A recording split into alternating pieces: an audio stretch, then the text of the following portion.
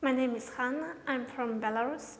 I have been in Berlin like for 5 or 6 times for different purposes, for educational trainings and seminars, for business trips, or just to meet my friends there.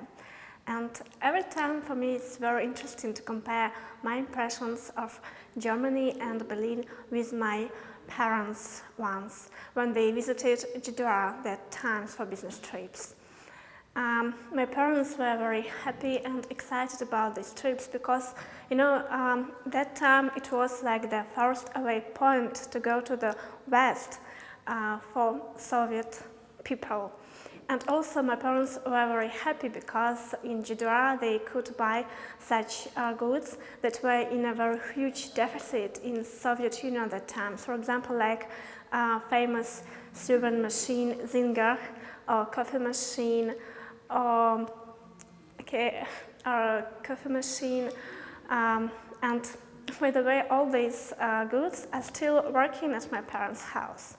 But at the same time, my parents were very worried because they knew that in every tourist group there was like a KGB agent, and they were guessing who was really this KGB agent. The KGB agent at times reported about all participants in the group, where the participants went, what they were telling for other people, and also my parents were not allowed to go freely in the streets in Berlin in the evenings. But now when Germany celebrates its 25 years of its reunification, I'm happy that I can go freely to all parts of Germany and also to other European countries. I think that there is much more freedom in Germany than in Belarus now. In Germany, I can say what I really want to say.